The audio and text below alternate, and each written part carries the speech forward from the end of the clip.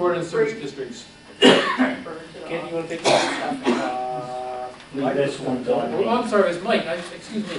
That's all right. He was getting late. Okay, everybody read the reason for doing this.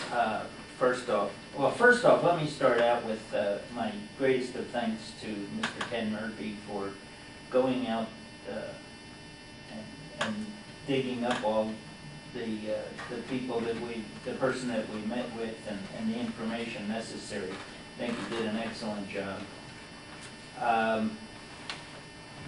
What's it all about? Basically,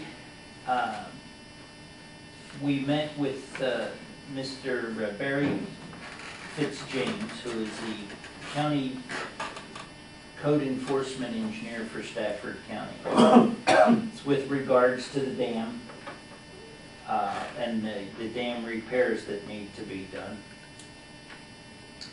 And what he does is, his job right now currently includes doing projects for dam repairs in Stafford County. Basically, in our meeting, he covered the Hidden Lake Dam, gave you a list of information as to what he got, and some of our discussion topics also in that list was the cost, how they went about doing it, and the county literally took over the project. It became,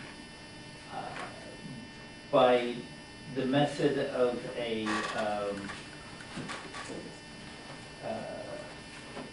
service area or special tax use area, it was necessary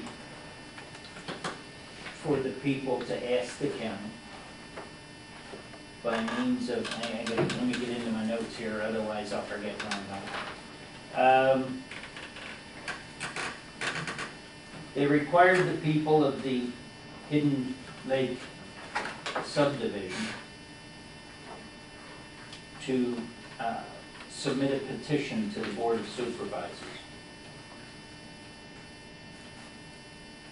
The petition basically told the board that they would like to set up this special use district, which is a special tax area for paying for and controlling dam repairs. And in fact, in this one, it was not only dam repairs, but also road repairs, as I recall. And please jump in and tell me, fill in holes. In doing so, by submitting the petition, they allowed the board to establish an ordinance which established a special use district.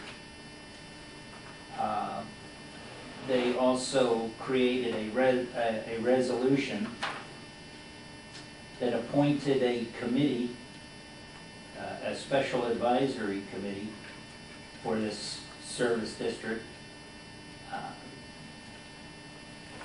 that filled the board, that provided the board with the information they needed and the expertise they needed within the community and other people as needed.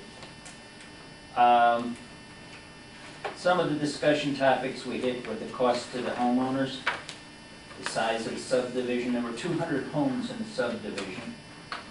The homeowners, the board itself actually based the special use tax on the value of the homes, and it wound up a cost to the homeowners of 22 cents on $100 of valuation of their home. Now it was 200 homeowners with a total package cost of $815,000. As we went through this, Mr. Fitzjames really provided us with a great deal of information on the benefits. And of course, the benefits to us, were we to provide this information and go forward with Frederick County, would be the same as it was to them. the county has the ability to borrow money from sources we don't have. They did this whole total procurement of the $815,000, the loan from VRA. The county uses their engineers or subcontracts to companies that they do a lot of business with. They provide for an extended payoff period. So instead of us trying to put all the money together over a 5-year period, the loan would exist. In this case, Hidden Lake got their loans for 20 years. They provided a path for creative financing. And I'm still trying to understand how they worked that one. I don't know whether Wayne or Ken have figured it out yet. But somehow they leased the dam and then leased it back and used, not a dam, they leased a park. And I assume it's the VRA, but I never have figured that out. And somehow leased it back for the cost of the loan. And so Hidden Lake paid the lease on the park and thereby paid the loan. Now, somebody who is much wiser about finance might be able to tell me how they did that, but they had this wonderfully creative financing package that Hidden Lake got to pay their loan off over 20 years. They arranged, the county arranged the financing, they did all the procurement, they did all the project work, they used Timmons, as I recall. Timmons Group, which is an engineering group out of Richmond, that did all their base work for them, did their engineering studies, pretty much everything, hired the contractors, did everything.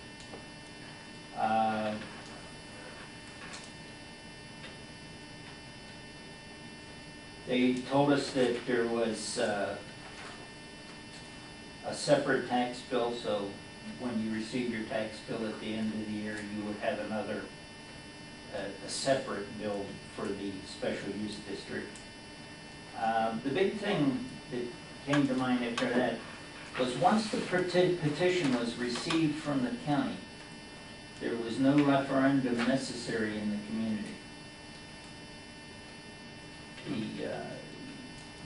It's not a vote kind of thing. Once the petition is received and the county takes over, the county takes over.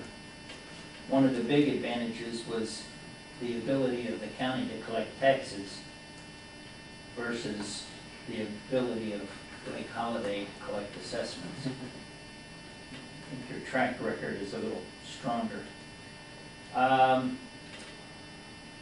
One of the things we discussed was the participation in the petition.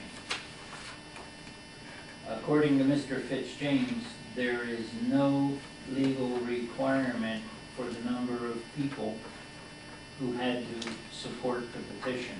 However, the Stafford County attorney wanted 50% participation before he would submit it to the Board of Supervisors.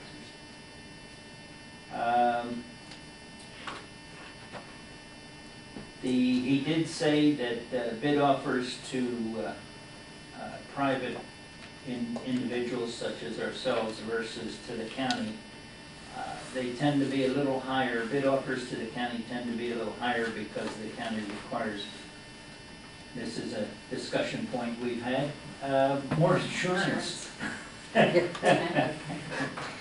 Nobody would ask for more than Lake Holiday. They do.